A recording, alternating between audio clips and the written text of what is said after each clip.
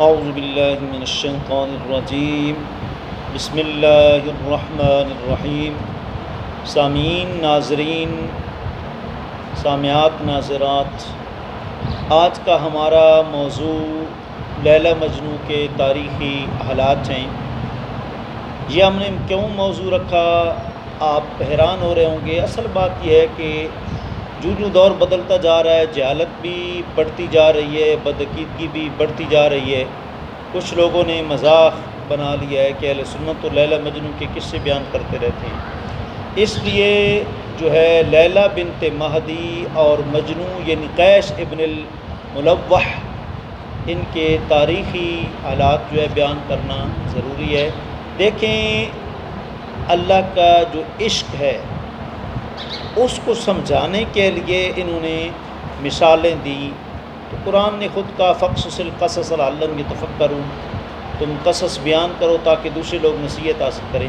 انہوں نے تو عشق جو ہے وہ حقیقی سمجھانے کے لیے ایک عشق مجازی کو اپنایا ہے لیلی مجنوں نے۔ تو ذہن میں رکھیں کہ لیلی مجنوں اس کے بارے میں کیا ہے۔ تقریباً جہاں تک ہماری ناقص تحقیق پہنچی ہے، اس کے بارے میں 4 اقوال ہیں۔ پہلا قول یہ ہے کہ اس کی کوئی حقیقت نہیں، یہ ایک فرضی نام ہے، جیسا کہ حارث بن حمام کا مقامات حریری میں نام بیان کیا گیا، ہیر رانجھا وغیرہ وغیرہ۔ جی یہ ایک فرضی نام ہے، کوئی اس کی حقیقت نہیں ہے۔ لیکن اس قول کو زیادہ لوگوں نے نہیں لیا، باقی اقوال کو لیا۔ دوسری بات یہ ہے کہ نہیں، دوسرا قول یہ ہے کہ نہیں، اس کی حقیقت ہے۔ جب اس کی حقیقت ہے تو اب سوال پیدا ہوگا، یہ کیا ہے؟ صحابی ہے، تابعی ہے، تبع تابعی ہے، اس کے نام کے ساتھ رحمۃ اللہ علیہ کہنا چاہیے نہیں کہنا چاہیے؟ جی تو اس کے بارے میں ذہن میں رکھیں کہ ایک قول یہ ہے کہ یہ حضرت حسن مجتبیٰ، حضرت حسن بن علی المرتضیٰ کے زمانہ اقدس کا ہے، لہذا اس قول کو دیکھا جائے تو پھر اس کو تابعی کہنا چاہیے۔ اور تیسرا قول یہ ہے کہ یہ حضرت جنید بغدادی رحمۃ اللہ تعالیٰ علیہ کا ہم اثر ہے، ہم زمانہ ہے۔ اس قول کو دیکھا جائے تو پھر اس کو تبع تابعین میں شمار کرنا چاہیے۔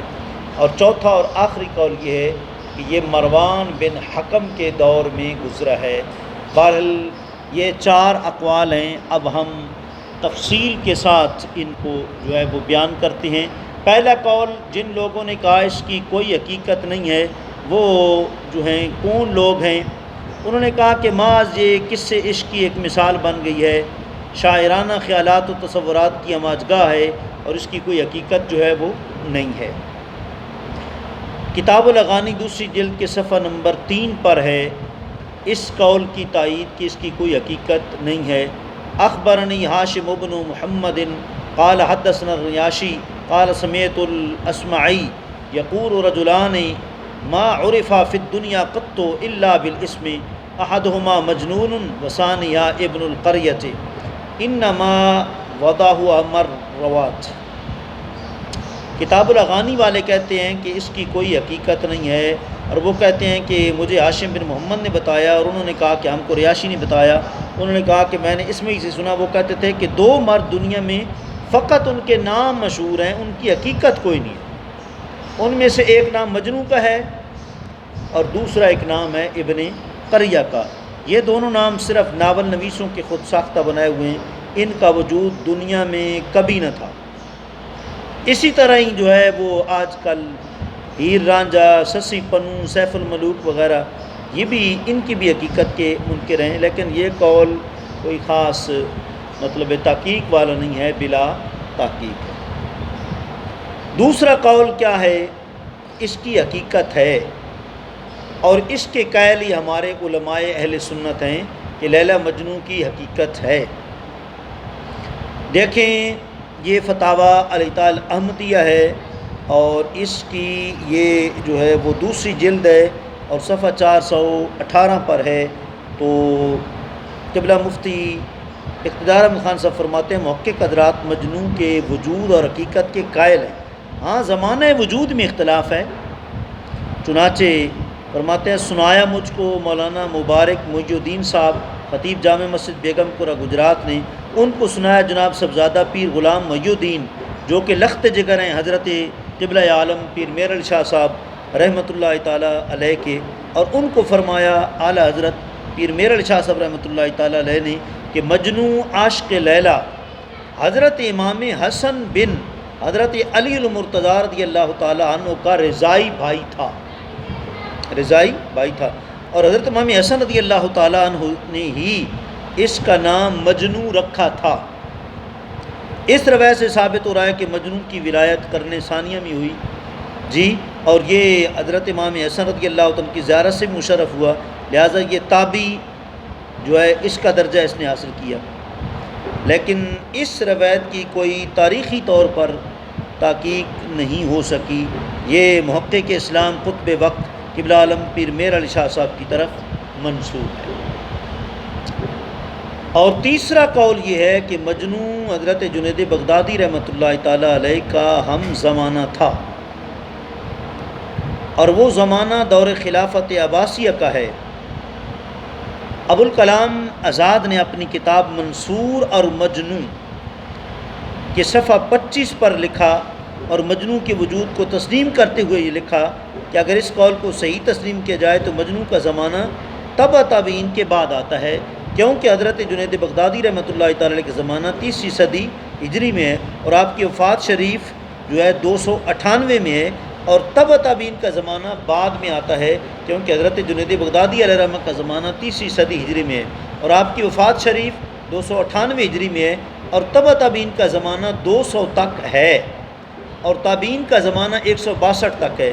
تو ان ساری کڑیوں کو جوڑنے سے مجنو کا زمانہ تبع تابعین کے بعد ثابت ہوتا ہے۔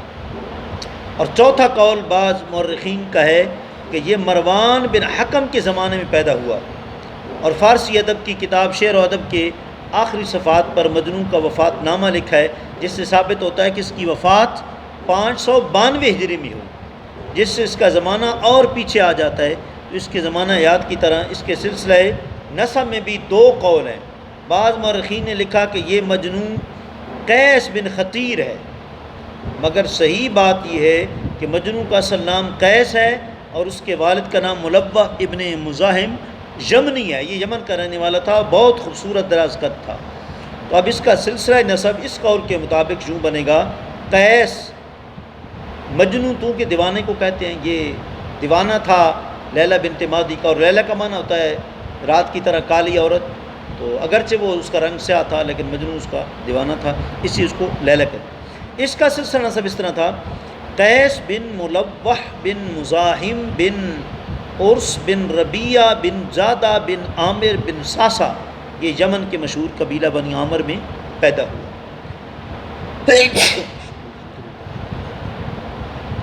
تو اس کی گویا کہ جائے ولادت یمن کا ایک قریہ ریحان ہے، کتاب الاغانی کی جلد 2 صفحہ 15 پر بھی اسی طرح ہے۔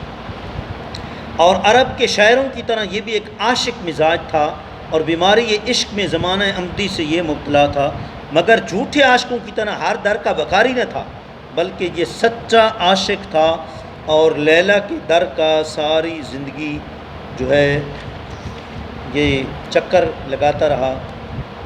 بلکہ یہاں تک کتاب الاغانی کی 2 جلد صفحہ 16 پر یہاں تک لکھا ہے، فَإِذَا ذُكِرَتْ لَهُ لَيْلَا أَنْشَا يُحَدِّثُ عَنَّا عَاقِلًا وَلَا يُخْطِي حَرْفًا وَتَرَكَ الصَّلَاةَ فَإِذَا قِيلَ لَهُ مَا لَكَ لَا تُصَلِّي وَلَمْ يَرُدَّ حَرْفًا وَكُنَّا نَجِسُهُ وَنُقَيِّدُهُ فَيَعُضُّ لِسَانَهُ وَشَفَتَهُ حَتَّى خَشِينَا عَلَيْهِ فَخَلَّيْنَا سَبِيلًا۔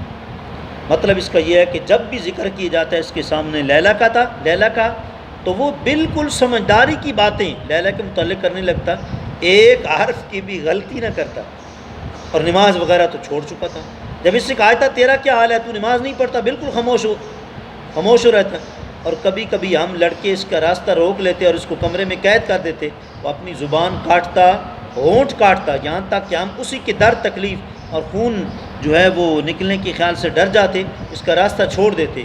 قیس ایک مسلمان شاعر تھا، عشق لیلا سے پہلے یا ظہور سے پہلے اپنے باپ ملوح ابن مزاحم کے ساتھ جا کر اس نے حج بھی کیا۔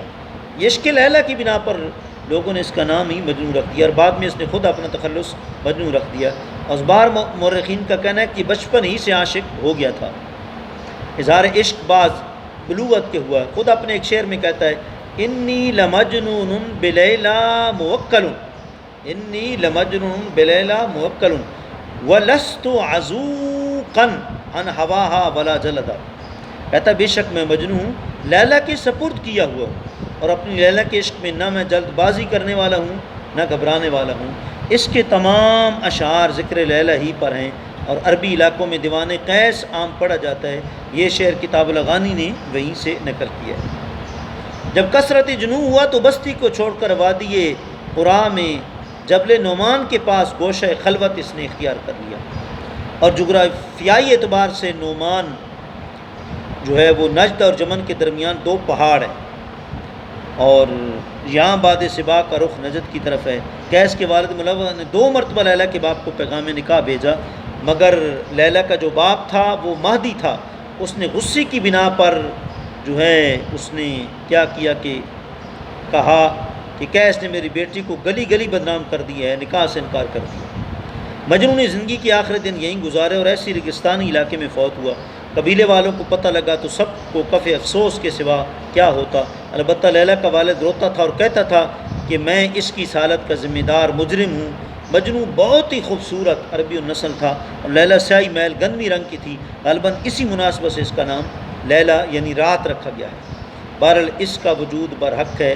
مثنوی شریف میں بھی اس کا ذکر مجنون کا موجود ہے، اور لغات کشوری کے صفحہ نمبر 373 پر بھی ہے کہ قیس عاشق لیلا کا نام ہے، مگر چونکہ وہ مجنون فی دنیا ہے نہ کہ مجزوم فی الآخرت، اس لیے اس کے نام اولیاء اللہ میں اس کو شامل نہیں کیا جائے گا، اور اس کے نام کے ساتھ رحمۃ اللہ تعالیٰ علیہ جیسا بابرکت لقب وہ بھی نہیں دیا جائے گا، کیونکہ یہ لقب صحابہ کرام تابعین اور تبع تابعین سے حاصل رہنا بہتر ہے کہ امتیازی شان ظاہر ہو.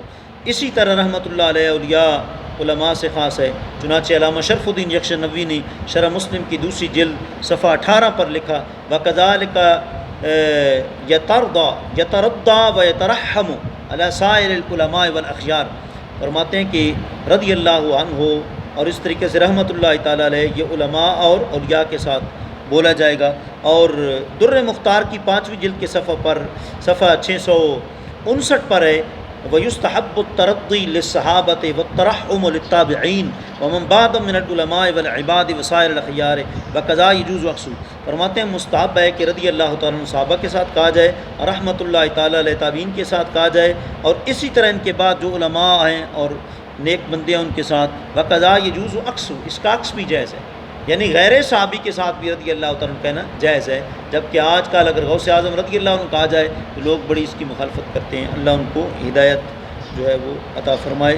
تو غرض کہ یہ جو لیلا تھا یہ بہت ایک عشق اس نے بتا دیا کہ میں نے اگر دنیا کی ایک عورت وہ بھی کالے رنگ کی اس کے پیچھے لگ کر یا اس کے عشق میں مبتلا ہو کر میں نے جو ہے وہ اپنی زندگی اس کے پیچھے فنا کر دی ہے، نمازوں کو نعوذ باللہ چھوڑ دی ہے، تو کیا تم اپنے مالک کا عشق حقیقی اس کو نہیں اپنا سکتے کہ اس کے پیچھے سب کچھ تم چھوڑ دو اور جنگلوں میں جا کر چلہ کشی کرو.